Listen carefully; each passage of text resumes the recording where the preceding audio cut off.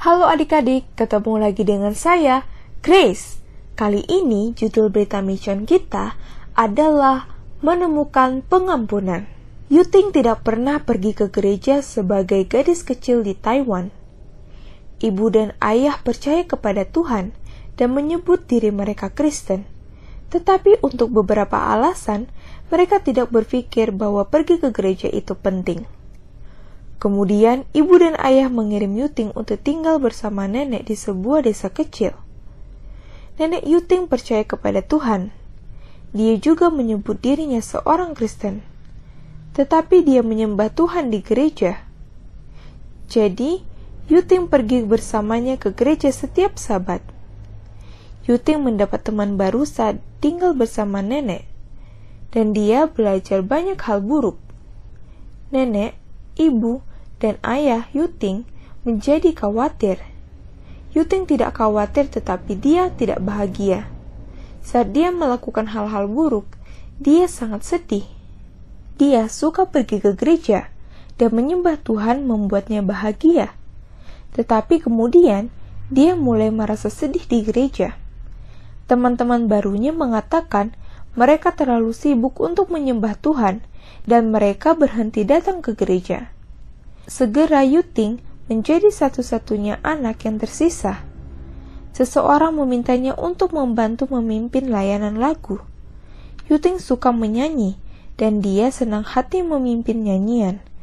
Terlibat dalam nyanyian membuat Yuting lebih tertarik dengan khotbahnya. Dia mulai memperhatikan khotbah. Suatu hari, pendeta berkata bahwa penting bagi setiap orang, nenek, kakek, ibu, ayah, dan bahkan anak laki-laki dan perempuan untuk menghabiskan waktunya sendirian dengan Tuhan setiap hari. Yuting memutuskan untuk mencobanya. Dia menemukan buku renungan di rak buku nenek dan membukanya. Bab pertama berjudul Dosa. Yuting membaca beberapa kalimat dan segera menutup bukunya.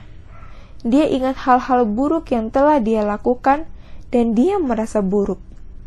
Keesokan harinya, Yuting membuka buku itu lagi. Kali ini dia membuka bab yang berbeda. Sekali lagi dia membaca tentang dosa. Sekali lagi dia merasa tidak nyaman dan menutup bukunya. Di hari ketiga, dia membuka buku itu dengan tangan gemetar. Dia membaca seluruh halaman sebelum dia tidak tahan lagi dengan rasa bersalah dan lari ke kamar tidurnya. Mengunci pintu, dia bertelut. Maafkan aku atas dosa-dosaku. Doanya sambil terisak. Maafkan aku atas hal-hal buruk yang telah aku lakukan. Dia menyadari betapa bodohnya dia melakukan hal-hal buruk meskipun dia sudah tahu. Dia merasa sangat sedih. Dia berdoa sampai dia tertidur. Setiap malam selama seminggu, Yuting bertelut di samping tempat tidurnya dan menangis saat dia meminta Tuhan untuk mengampuninya. Pada hari terakhir minggu itu, dia mengatakan sesuatu yang belum pernah dia katakan sebelumnya.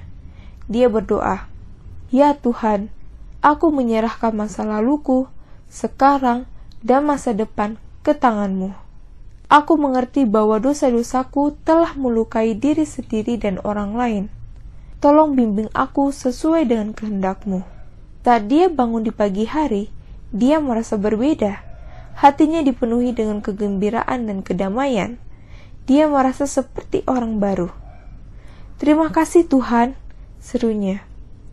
Yuting telah menemukan kebenaran janji Tuhan di dalam Alkitab.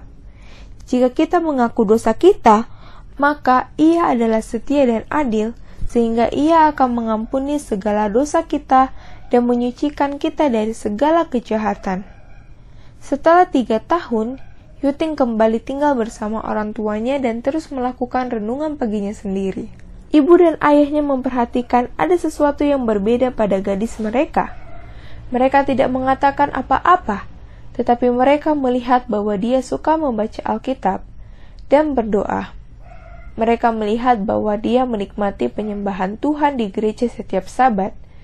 Pada suatu hari Sabat, Yuting mengundang mereka untuk pergi ke gereja bersamanya dan mereka setuju. Hari ini, Ibu dan ayah pergi ke gereja bersama Yuting setiap hari Sabat. Sama seperti putri mereka, membaca Alkitab dan berdoa setiap pagi. Yuting sangat senang.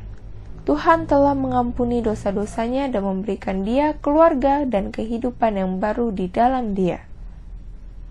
Terima kasih atas persembahan Sabat ke-13 triwulan ini yang akan membantu anak-anak dan orang tua lainnya di Taiwan belajar tentang kedamaian dan sukacita yang didatangkan melalui persahabatan pribadi dengan Yesus.